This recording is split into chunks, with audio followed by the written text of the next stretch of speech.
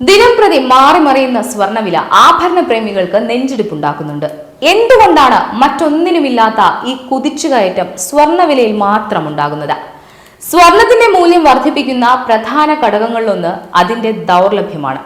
ലോകത്തിലെ ലഭ്യമായ സോഴ്സുകളിൽ നിന്നെല്ലാം സ്വർണത്തിന്റെ വലിയൊരു ഭാഗവും ഖനനം ചെയ്തു കഴിഞ്ഞു.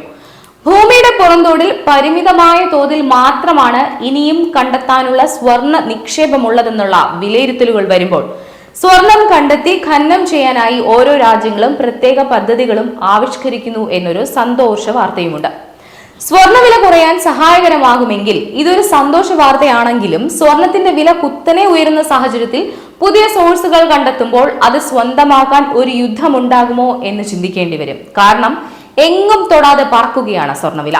40 വർഷങ്ങൾക്കിടെ 1 കിലോ സ്വർണത്തിന് 3,70,50,000 നിന്ന് 80 ലക്ഷത്തിലേക്ക് എത്തിയ മാറ്റം തന്നെ സ്വർണത്തിന്റെ മൂല്യം മനസ്സിലാക്കി തരുന്നുണ്ട്. ലഭ്യത കുറയുന്നതോടെ സ്വർണത്തിന്റെ വില ഓരോ ദിവസവും ഉയർന്നുകൊണ്ടിരിക്കും. പക്ഷേ ഇതിന് നേർ വിപരീതമായ ഒരു സാഹചര്യം ഭാവിയിൽ ഉണ്ടായേക്കാമെന്ന വാർത്തകളാണ് ഇപ്പോൾ പുറത്തുവരുന്നത്. മേൽ സൂചിപ്പിച്ചതുപോലെ ഭൂമിയുടെ പുറന്തോടിൽ നിക്ഷേപിച്ചിരിക്കുന്ന സ്വർണം മാത്രമാണ് മനുഷ്യർക്ക് ഖനനം ചെയ്യാൻ സാധിച്ചിട്ടുള്ളത്. എന്നാൽ യഥാർത്ഥത്തിൽ ഭൂമിയുടെ ഉപരിതലം മുതൽ ഉള്ളിലേക്ക് ഇറങ്ങി ചെല്ലുമ്പോൾ അകക്കാമ്പ് വരെ സ്വർണത്തിന്റെ നിക്ഷേപം ഉണ്ടായേക്കാമെന്നാണ് വിലയിരുത്തപ്പെടുന്നത്. ഭൂമിയുടെ ആഴമേറിയ ഭാഗങ്ങളിൽ സ്വർണ നിക്ഷേപം ഉണ്ടായേക്കാമെന്ന വിലയിരുത്തൽ നേരത്തെ തന്നെ ഉണ്ടായിരുന്നെങ്കിലും അത് ഖനനം ചെയ്യാനുള്ള സാങ്കേതിക വിദ്യ ഇന്ന് വരെ ലഭ്യമായിരുന്നില്ല. എന്നാൽ ഈ മേഖലയിൽ ശാസ്ത്രജ്ഞർ അടുത്തിടെ ഒരു വിപ്ലവകരമായ പുരോഗതി കൈവരിച്ചിട്ടുണ്ടെന്നാണ് ഏറ്റവും പുതിയ വാർത്ത. ലഭ്യമാകുന്ന റിപ്പോർട്ടുകൾ അനുസരിച്ച് സ്വർണ്ണ ആറ്റങ്ങൾ ഭൂമിയുടെ ഉപരിതലത്തിന് താഴെയായിട്ടാണ്, വളരെ താഴെയായിട്ടാണ് സ്ഥിതി ചെയ്യുന്നത്. ഈ ആറ്റങ്ങൾ സാധാരണയായി മറ്റു മൂലകങ്ങളുമായി ചേരാതെ അവയുടെ ശുദ്ധമായ അവസ്ഥയിൽ തന്നെ നിലനിൽക്കുന്നു. ഇത്തരത്തിൽ വളരെ ആഴത്തിൽ കിടക്കുന്ന സ്വർണത്തെ ഉപരിതലത്തിലേക്ക് കൊണ്ടുവരാനുള്ള സാങ്കേതിക വിദ്യയാണ് ശാസ്ത്രജ്ഞർ കണ്ടെത്തിയിരിക്കുന്നത്. മിഷിഗൻ സർവകലാശാലയിലെ ശാസ്ത്രജ്ഞനായ ആദം സൈമൺ ആണ് ചൈന, സ്വിറ്റ്സർലാൻഡ്, ഓസ്ട്രേലിയ, ഫ്രാൻസ് എന്നിവിടങ്ങളിലെ ഗവേഷകരുടെ സംഭാവനകളോടെ ഇത്തരമൊരു പഠനത്തിന് നേതൃത്വം നൽകിയത്.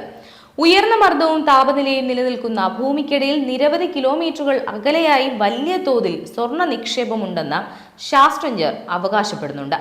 നൂറ്റാണ്ടുകൾക്ക് മുൻപ് തന്നെ വലിയ ആഴങ്ങളിൽ നിന്ന് സ്വർണം വേർതിരിച്ചെടുക്കുന്നതിനുള്ള മാർഗം ശാസ്ത്രജ്ഞർ അന്വേഷിച്ചു വരികയാണ്. എന്നാൽ സാധാരണ സാഹചര്യങ്ങളിൽ സ്വർണം മറ്റു ലോഹങ്ങളുമായി വളരെ അപൂർവമായി മാത്രമേ പ്രതിപ്രവർത്തിക്കുന്നുള്ളൂ എന്നത് വെല്ലുവിളിയാണ്. എന്നിരുന്നാലും അഗ്നിപർവ്വതം പോലെയുള്ള സാഹചര്യങ്ങളിൽ ഉയർന്ന താപനിലയിൽ സ്വർണ്ണ ആറ്റങ്ങളെ പ്രതിപ്രവർത്തിപ്പിക്കാൻ ശാസ്ത്രജ്ഞർക്ക് കഴിഞ്ഞു. ഇതിലൂടെ സ്വർണ്ണ ആറ്റങ്ങൾ ഭൂമിയുടെ ഉപരിതലത്തിലേക്ക് നീങ്ങിയെന്നും റിപ്പോർട്ട് ചൂണ്ടിക്കാട്ടുന്നു. സൾഫർ ദ്രാവകം ഉപയോഗിച്ച് നടത്തിയ പരീക്ഷണത്തിലാണ് ഇത് സാധ്യമായത്. ഉപരിതലത്തിന് ഏകദേശം 30 മുതൽ 50 മൈൽ വരെ അടിയിൽ സൾഫർ സ്വർണവുമായി പ്രതിപ്രവർത്തനത്തിന് വിധേയമാവുകയും ശേഷം സ്വർണവും ദ്രാവകവും ഭൂമിയുടെ ഉപരിതലത്തിലേക്ക് ഉയരാനും കാരണമായി. ഈ കണ്ടെത്തൽ അടിസ്ഥാനമാക്കിയാണ് ഭൂമിയുടെ ആഴങ്ങളിലുള്ള സ്വർണം ഖനനം ചെയ്യാനാകുമെന്ന് ശാസ്ത്രജ്ഞന്മാർ അവകാശപ്പെടുന്നത്. നിലവിൽ പരീക്ഷണത്തിന്റെ ലാബ് ഘട്ടം മാത്രമാണ് ഇതുവരെ പൂർത്തിയായിട്ടുള്ളതെങ്കിലും വലിയ തോതിലുള്ള പരീക്ഷണത്തിന് കൂടുതൽ സമയമെടുത്തത് പൂർത്തിയാക്കുമെന്ന് തന്നെ നമുക്ക് പ്രതീക്ഷിക്കാം. ഒരുപക്ഷെ പരീക്ഷണം പൂർണ്ണമായും പാളിപ്പോവുകയും ചെയ്യാം. വിജയിച്ചാൽ തന്നെ പാരിസ്ഥിതിക പ്രത്യാഘാതങ്ങൾ പരിഗണിച്ച് രാജ്യങ്ങൾ ഇത്തരം ഖനനത്തിന് തയ്യാറാകുമോ എന്നും കണ്ടറിയണം. ഇനി എല്ലാ വെല്ലുവിളികളും മറികടന്ന് ഭൂമിയുടെ ആഴങ്ങളിലെ സ്വർണ്ണ നിക്ഷേപം ഖനനം ചെയ്യാൻ സാധിച്ചാൽ അത് ലഭ്യത വർദ്ധിപ്പിക്കും. ലഭ്യത കൂടുമ്പോൾ സ്വാഭാവികമായും വിപണിയിൽ വിലയിടിവും ഉണ്ടാകുമെന്ന് പ്രതീക്ഷിക്കാം.